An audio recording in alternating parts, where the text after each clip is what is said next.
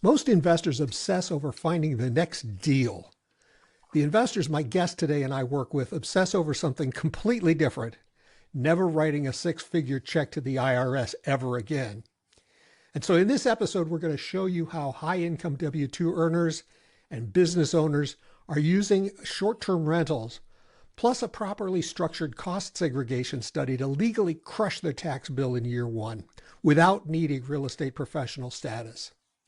So if you've ever looked at your tax return and thought, there's just got to be a smarter way than this, stay with us. I've got CPA and real estate investor Ryan Bakke here, and we're going to walk through the exact playbook, the guardrails, and where people get this strategy wrong. And stay with us because we've got some great free resources for you later on. Welcome to the Tax Strategy Playbook, the show where smart investors, business owners, and real estate pros learn how to win the game the IRS wrote. Each episode, we break down powerful strategies, expert insights, and real-world examples that help you keep more of what you earn. Because here, it's not about working harder, it's about working smarter with your taxes, because tax evasion is a crime, but tax avoidance is mandatory. Welcome back to the Tax Strategy Playbook. I'm your host, David Wiener, also known as Mr. Cashflow. I run Cashflow Strategies Incorporated, and I work with Cost Segregation Services, or CSSI, where my team and I help real estate investors and business owners legally engineer their tax bill down using advanced strategies like cost segregation, 179D, and specialty credits. I spent years in the trenches with investors, CPAs, and tax pros all over the country, looking at real returns and real deals, not just theory. The show's where I bring those conversations to you. Every week, we break down what's actually working right now to keep more of the money you're already making, and we talk with people who are doing it at a high level. If that's helpful to you, go to taxstrategyplaybook.com, subscribe to our newsletter. You'll get regular updates and access to resources that can help you along the way. Today, we're diving into one of the most powerful plays in the current tax code, and I've got a guest who lives and breathes this stuff every day. Today, I'm joined by Ryan Bakke. Ryan's a CPA, a real estate investor, and the founder of Tax Strategy 365. He's helped thousands of investors understand how to use real estate and smart tax planning to keep more of what they make, especially with short-term rentals and the STR loophole. He runs a fast-growing education platform, works directly with investors across the country, and he's in the trenches seeing what works under today's rules, not 5 years ago. Ryan, thanks for being here, man. I've been following you for a long time and wanting to have this conversation with you for quite a while. I'm happy to be here, David. Thank you. I'm happy to have you. Let's start right at the top, because I'm not sure I like the term short-term rental loophole. Sounds sexy and all, but it's not really a loophole, and people don't really know what it means. So when you talk about the short-term rental loophole, what do you actually mean in plain English? I would say a lot of tax code sections get mistaken for loopholes. Like we've heard people say that a 1031 is a loophole, selling your primary residence with no capital gains is a loophole. But the short-term rental loophole is a loophole in the sense that when they wrote the tax code for short-term rentals, they did not anticipate people like you and me and the listeners of the podcast running like bed and breakfasts or like Airbnbs. When that code section was written, Airbnb wasn't even a thing. And if you go back a long time, pretty much up until 1986, all income was income. So it didn't matter if you made it in a business or your W-2 or a rental property. Up until 1986, like all income was income. And then that's when Congress got together and said, well, wait a minute, like this doctor over here shouldn't be able to buy real estate and offset his practice with these paper losses, right? So we're going to go ahead and change this. And then real estate, as you know, they have some of the best lobbyists in the country. So in 1993, they rewrote the laws to implement this thing called real estate professional status, which is if you were a full-time, realtor, property manager in construction, you can take your rental losses against your rental business income. When they wrote those laws, they also introduced the material participation rules, which those are what allow us to use short-term rentals, because with short-term rentals, we only have to meet lower requirements, like 100 hours and more than anyone else, for us to use our losses to offset our W-2 income. So when they wrote those rules, they didn't anticipate for people like you and me to take advantage of it. They were more so thinking about like property management companies, think like Smoky Mountain tourist destinations. They didn't anticipate us doing it, and that's why I think it's a loophole. Okay, well, maybe it is a loophole. Give me just a quick example of somebody that you've worked with who used this loophole correctly and dramatically cut their tax bill. I remember one of the first investors that we work with, where I think we really changed their life. They were both tech workers at Amazon, working hundreds of hours a week, right?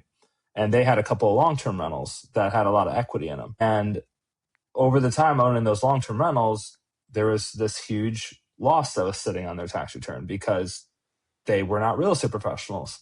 And I remember working with them. I said, hey, you guys should really consider selling these properties and buying short-term rentals, because with short-term rentals, you would actually be able to use those losses to offset your guys' W-2s instead of just having those losses carrying forward. And so that's exactly what they did. They sold 2 long-term rentals, took the equity.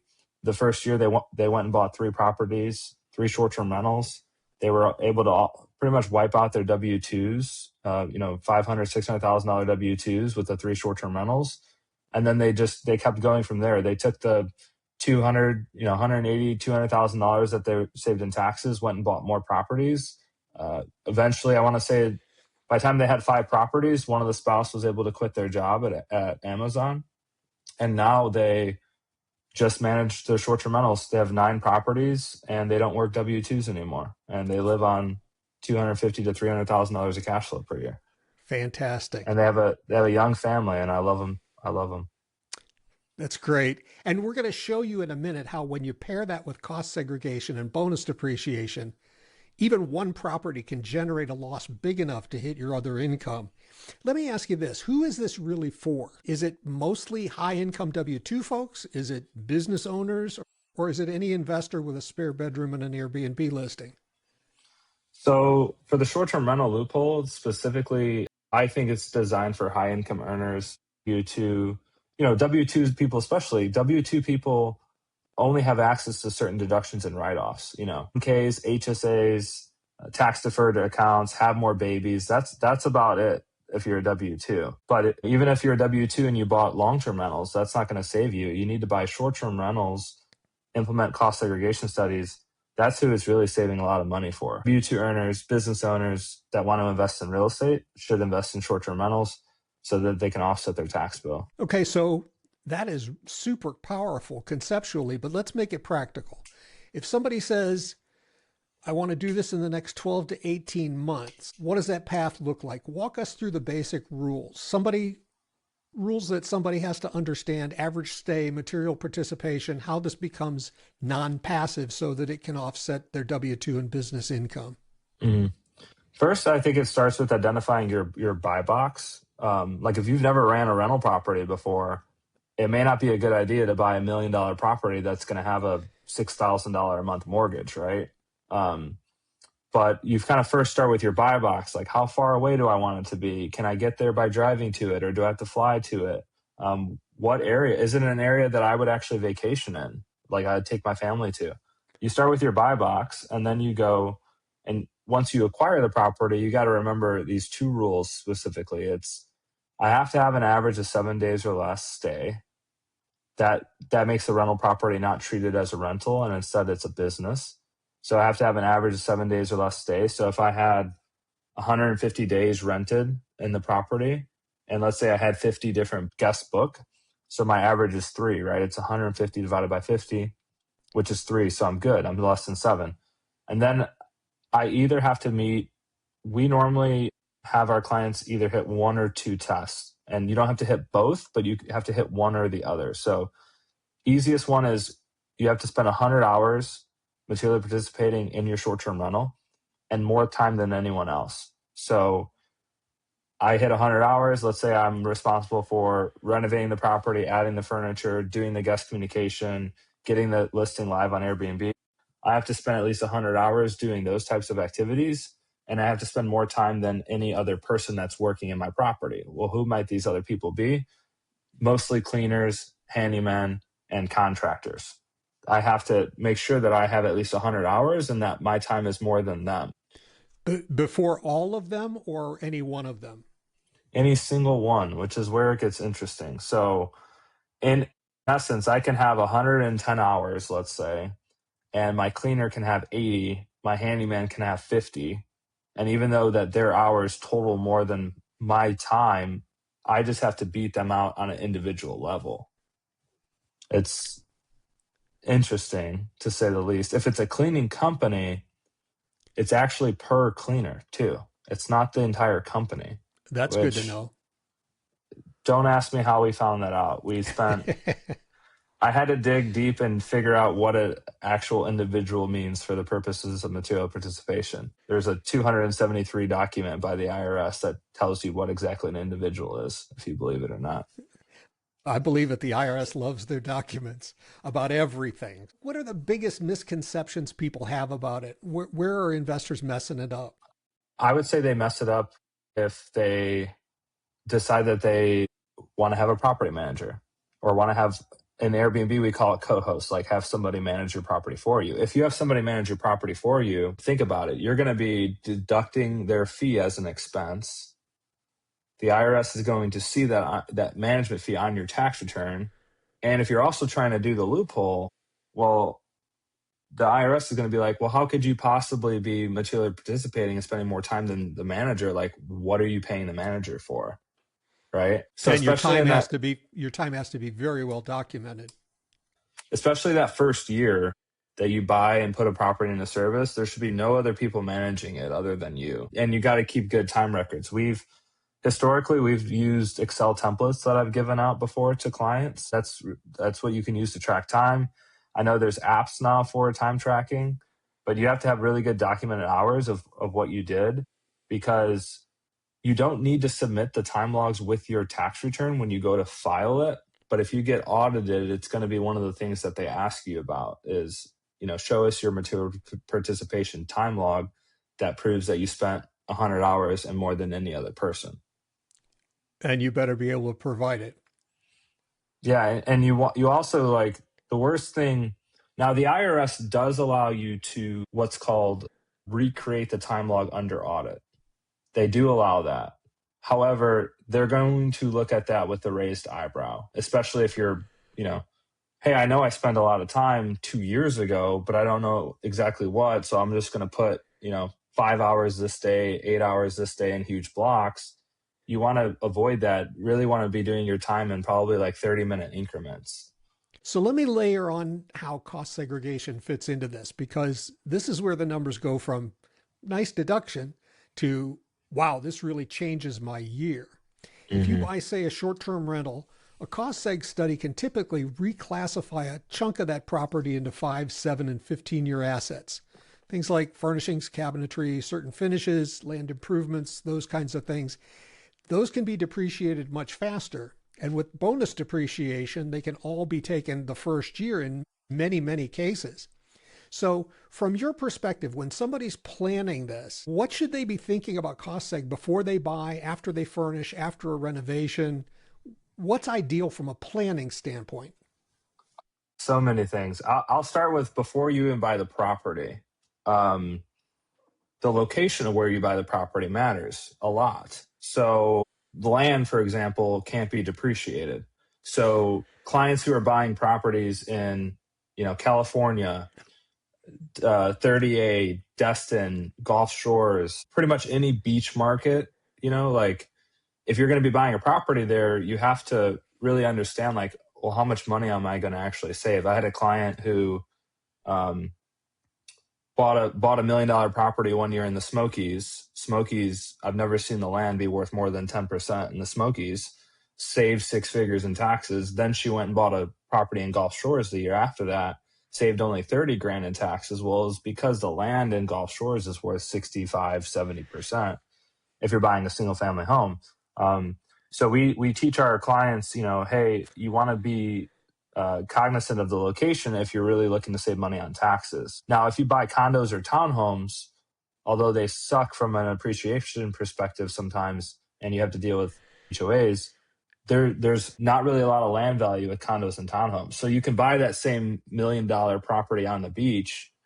If you want to save the most amount of money in taxes, you got to go condo or townhome. So like location matters. Absolutely. I just talked to a potential client yesterday about a $1.5 million single family short-term rental that he bought in the Los Angeles area. And when I looked up the land value, it was 75%. 87.5. He could still do it, but he's going to be real disappointed as to how much he's going to be able to deduct. And every investor should get in the habit of going on the county assessor website of the property that they're looking to buy for two reasons. Number one, to figure out what that breakout of building and land is going to be, right? That we just talked about. The other reason is if I'm an investor, I want to know how high my property tax bill is going to go up after I buy the property, because that sale is going to trigger a reassessment in most municipalities, most cities. And so I want to know, like, how much money am I going to save in income tax, federal income tax, and how high is that property tax bill going to be, right? That's why you do this exercise before you even put an offer in on a property, really. That's a good idea. That's a good call. I've had to teach so many people how to figure out what the land value is based on the county tax assessor's website, because what I generally look for is the percentage that's allocated to land, and then apply that to their purchase price, because the assessment's never going to be the same as the actual purchase price. So let me throw a few real world examples at you from projects that I've worked on. I'd love for you to talk through the tax impact and what people did right or wrong. So we have, first one, high income W-2 couple. They buy a $600,000 cabin. They do about $80,000 worth of furnishings and improvements. We run a cost segregation on it, and it generates right around $200,000 in first year depreciation. How does that play out on their return if they've structured it as a short-term rental and they've truly met material participation? Yeah, so the way that it breaks out on the return is you take all your income that's not in real estate and you put it in a bucket. And we'll just call that bucket filled with water. As you're filling your bucket with water, as your bucket gets higher, so does your tax rate. Okay, so that's why I'm only taxed at 10% on my first, I don't know, $60,000-$80,000 if I'm married. Then the next 12% gets taxed, or then the next income gets taxed at 12%. So you got 10%, 12%, 22%, 24%. 32%, 35%, 37%. And this is the game changer, because we don't want to accelerate depreciation if our bucket's low. We want to accelerate depreciation if our bucket's high, like 35, 37, 32. And so what that is basically taking advantage of time value of money. When you buy a rental property, you have these bank of tax savings, right? And it's like I had a piggy bank that my parents bought me when I was 1 year old. And every single year they had put $50 in it. And my dad's like, hey, Ryan, you can have this when you're 18 years old. The problem with the piggy bank was it was ceramic and there was no way to pull money out of it. You had to smash it with a hammer. And that's what cost segregation studies are, is you have this piggy bank of tax savings that is sitting inside of your rental property. And it's like, do you want to get it when you're 18 years old or 30 years old? I still haven't gotten the piggy bank, by the way. I need to go get it. But do you want to smash that piggy bank and get all the tax savings in year one? Or would you rather stretch them out over 37 years? Well, if I'm a high income earner, 39 years, sorry. Well, if I'm a high income earner and I'm in that 35% tax bracket, I want to take the savings now. That's what cost segregation does. I want those savings at that high bracket, right? And so absolutely. The way it flushes out on the return is, okay, I have this $200,000 loss. Let's say my income is in the 35% bracket. Well, it's going to multiply by 35% for a certain extent. And then it's going to multiply by 32% for a certain extent. And then it's going to go down. And the gamesmanship sometimes that we play for our clients, say they're making $500,000 a year. They buy $500,000 a year. They buy 3 or 4 properties in 1 year. Sometimes we won't zero them out. Sometimes we'll take them down to the 22% tax bracket and then we'll save those studies for a future year when we know that they're going to be up at a higher bracket. Like there's a lot of gamesmanship and a lot of ways where like one example, like I saved somebody $36,000 just by timing up when they should take the cost segregation study. And this is exactly why I tell my clients, you don't want to have a tax preparer. You want to have a tax strategist. Tax preparers look backwards. You send them your financials, they fill out your tax forms, and they send them in. A tax strategist works with you through the year to look forward to see how can we make the best play out of this? How can we strategize everything that you're doing to reduce your taxes as much as possible? Let's look at another case. Somebody who already owns a couple of long-term rentals and is thinking, I think you've already answered this, but should my next deal be a short-term rental so I can reset my taxes? How do you coach that person? First we look at cash on equity return. So, hey, I have this long-term rental. It's got $300,000 of equity in it, but I'm only netting $5,000 a year. Well, 5,000 goes into 300,000 how many times? 60. I'd have to rent that property out for 60 years just to make back what I could sell it for today before closing costs. And like I would have to rent it out for 60 years to make back what I could sell it for today. Whereas I can go buy a new property that has a 10-year break even, let's say, right? A short-term rental that's going to break even in 10 years before the tax benefits, right? So I'm able to sell it. That's the next thing that goes, oh, Ryan, well, if I sell these long-term rentals, I'm going to have to pay a lot of taxes. Well, not if we time it right. We sell that long-term rental in May 2026. We have this equity. We go and buy a short-term rental. We get it in service. We materially participate. We can use the losses from the short-term rental to help offset the gain from the long-term rental. That's where timing is super important. Like the timing of when you do stuff is so important. Like you want to make sure, we see clients do this a lot with, say, retirement distributions, right? So I'm going to take money out of my retirement account. I'm going to have income tax. I'm going to have a penalty if I'm not 59 and a half. I want to make sure that I put that money into something and make sure that I'm able to take that loss to offset my retirement income. It's got to be in the same year. It's almost like doing a 1031 exchange. Yeah, it's got to be in the same year. Eleanor Roosevelt said, life's like a parachute. You got to get it right the first time. If we're working with a client that's already done this once, where they took money out in retirement, they used it to buy a short-term rental, they used the short-term rental to offset the retirement distribution. Now they have that money that's not in a tax-deferred account, it's in a rental property, and it's generating cash flow that they can actually use. And they're going to do the same thing. And I said, well, when are we talking about taking out this retirement distribution? Because the later that you get into the year, the scarier it gets. Because if I pull that retirement distribution in October and November, I don't have a property in mind. Like, well, now I have a tax bill that's due April 15th the following year. So the timing is really important when we do this stuff. So I want to look at one more instance because I want to get your opinion on this. If somebody's going to buy a short-term rental and they're going to do some renovations, is it worth waiting on the renovations until later after putting the unit in service if they can, so that they can take advantage of partial asset disposition? Absolutely, it is. First, I would say we want to quantify like what the actual tax savings amount is with the PAD, with the partial asset disposition study. Sorry, try saying that 5 times fast. Let's say my PAD benefit is $15,000. Well, we don't want to like trip over dollars to pick up pennies. So if the clients are like, hey, if I added all these renovations to it now, well, I could generate an extra $25,000 on my property in revenue, and I would get better reviews, better guest booking. I would have a higher ADR.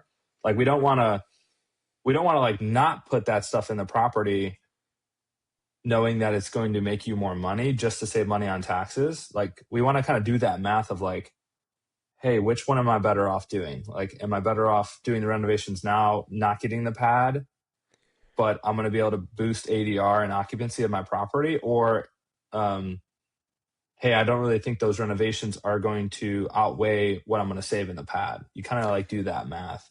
That makes sense. And if you're thinking about doing something like that, You can come to me, get a free estimate on your property. We'll calculate the pad for you, the partial asset disposition, so you can get together with your tax strategist like Ryan and figure all of that out. Mm-hmm. So, what mistake do you see most often in situations like this? Overall, I would say most people would rather be like, hey, how can I zero out my income? I want to pay $0 in federal income tax this year. And it's like, okay, great, we can do that. However, tax planning is not about how can I save the most amount of money in 1 year. It's how can I save the most amount of money over the course of my life. And so if somebody ends up doing 3 cost segregation studies in 1 year, and we're dropping their bracket from 32% all the way down to 0, that's where we want to introduce like, hey, you have all this money sitting in tax deferred 401ks. You should consider a Roth conversion. Has anybody ever talked to you about a Roth conversion? Well, you got a 32% deduction when you contributed that money. Well, we can convert it over to Roth, and you're only going to pay $0 in taxes, 10% in taxes, 12% in taxes. And now that money earns and grows tax-free for the rest of your life. So I think about it like shooting pool. So 8-ball. When I go to a bar or I go out and I shoot pool with my friends, they're always like, Ryan, that's an easy shot. Why are you thinking about that shot so much? And I'm like, I'm not worried about this shot. I'm worried about where my cue ball is going to end up after the shot so I can position myself for the next shot. That's what real estate investors have to be thinking. It's like, okay, I'm going to do these cost segs. I'm going to zero out my income. But in the process of that, could I have made and saved more money by doing these Roth conversions, by timing the cost segregation studies, like by working with the right advisors, like the cost segregation advisor, the tax advisor, so that I could save the most amount of money over the course of my life. Lending too. So, if I go and buy a property at the end of the year in November, December, and I take out a loan, well, that's going to increase my debt to income. And so I'm not going to be able to buy another property most likely until I file a tax return that shows that property on there. The good news with short-term rentals is they'll prorate months. Like say I only had a property in service from October, November, December of the following year. Well, they'll prorate that over 12 months. So I only need to have 1 year filed for a short-term rental for it to offset my debt to income so that I can do it again.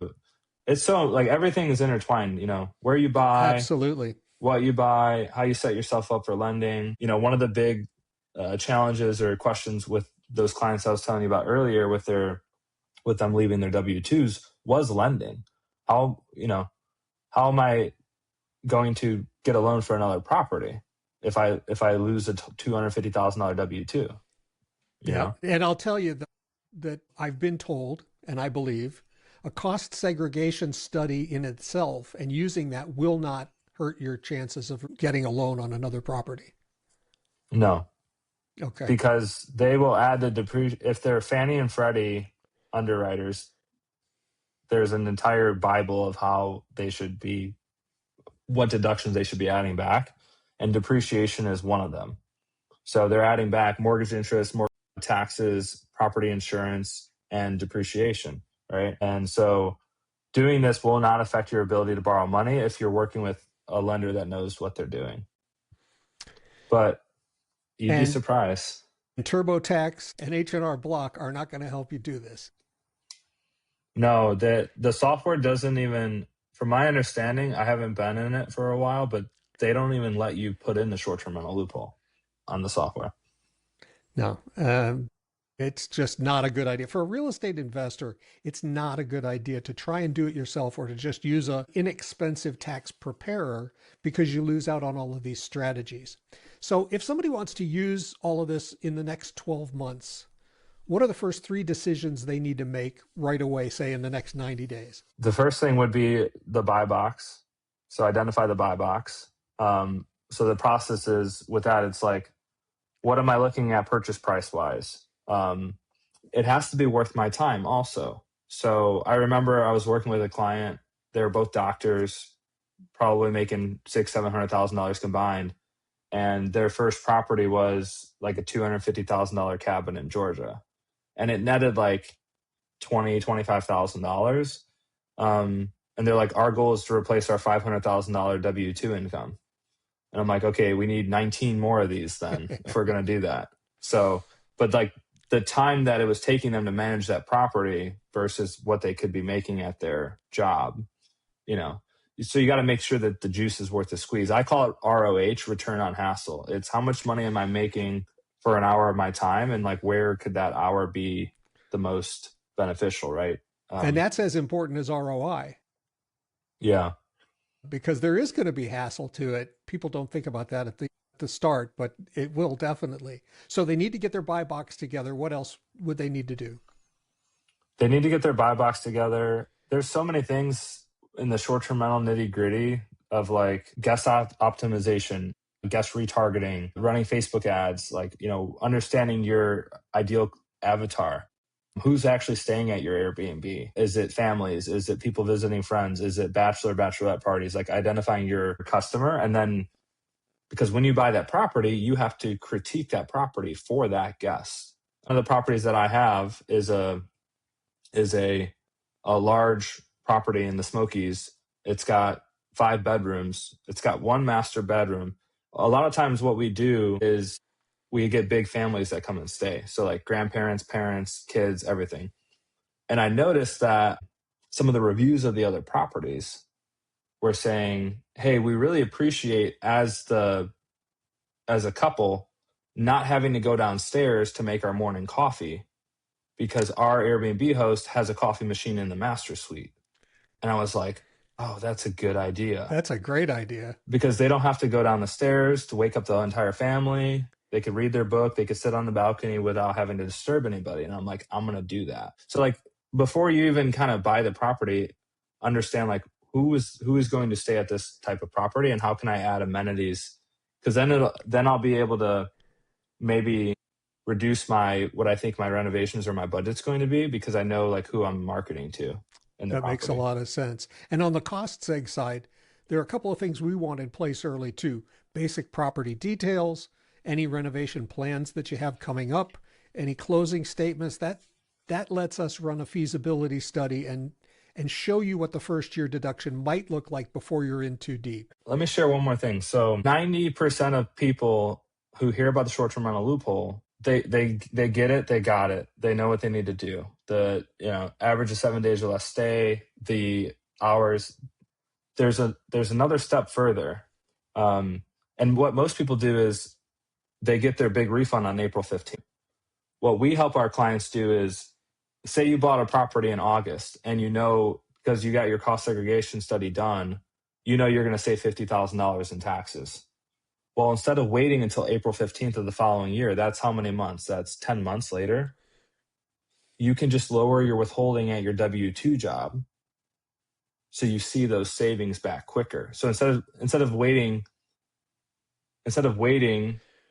10 months to get a refund, let me go and adjust my W-2 with my employer so I can get $4,000 back a month because I'm going to need that money to go do renovations, to maybe pay off a HELOC, to get it, So like we take it a step further. Or if they're paying estimated taxes, you could do the same thing with recalculating their estimated taxes. Yeah. Okay. So before we land, this has been super practical. Before we land this plane, I want to make sure people know exactly where to go next, whether they need a tax strategy guide or they're ready to run numbers on a specific property. Last question before we do some next steps. What's one belief that you had about taxes or wealth building 5 years ago that you no longer believe in today? You've been doing this a long time, so maybe 10 years ago. Mine would probably be that like you should not feel guilty about building wealth and keeping as much money in your pocket as possible away from the government. I think the way that the school system raises people, the way that people's families kind of raise them, it's like, hey, you're not supposed to talk about money. You're not supposed to discuss salaries. You're not supposed to, like, all these weird, quirky rules about money that exist out there. And what I found is God gives talents to people that he knows that they can execute it. And when you bless a lot of people in this world, you see it back tenfold. So when you're a real estate investor, you go buy a property, you fix it up. I fixed up this really bad property one time. And as I was out there doing something in the yard, somebody came over and said, that property has been sitting there for 4 years. Nobody even looked at it. Thank you for buying this and fixing it up. It really was an eyesore. when you buy an Airbnb, how many people are getting blessed? You got a title company, you got a lawyer, you got an accountant, you got cleaners that are going to make money, you have guests that are going to be able to stay there. And so don't feel bad or shameful about building wealth and wanting to keep as much as money away from the government as possible, because I know that you'll put that to good use and you'll bless a lot of other people. Amen. My dad was a CPA, and he always used to say, tax evasion is a crime, but tax avoidance is mandatory. That's a good one. So if you're listening or thinking, I want a real plan for using short-term rentals to cut my tax bill, Ryan's got a lot of resources for you. I have some resources for you. Ryan, where's the best place for somebody to start with you if they want to go deeper on this? We have a new app, and you can find it. It's school.com/taxes, SKOOL.com/taxes. It's a group. It's $1 to join, and you'll get access to a lot of the templates and the tools that I have there. And a lot of the questions, people are able to ask questions in the group. It's a great group. It's our own app, and we're happy to have you guys on there. Fantastic. That's great. And once you understand the strategy and you're either under contract or already own a short-term rental, that's where my team comes in. If you want to see what short-term rental and a cost segregation actually looks like on your property, go to taxstrategy.playbook, taxstrategyplaybook.com, and subscribe to the newsletter. I've got some materials on there, some free resources available just for the subscribers to our newsletter. And you'll be able to contact me through that to see an estimated first-year deduction on your property and a simple side-by-side of with cost segregation versus without cost segregation. So you can take it back to your tax strategist and you can know if it's worth doing or not. So if this has been helpful to you, make sure you're subscribed to the Tax Strategy Playbook so you don't miss any upcoming deep dives on research and development and 179D and more ways to keep the money that you're already making. Ryan, thanks again for hanging out with us. This was fun and very informative. For everybody listening, go take action on at least one thing from today's episode. Just don't let the IRS keep the extra.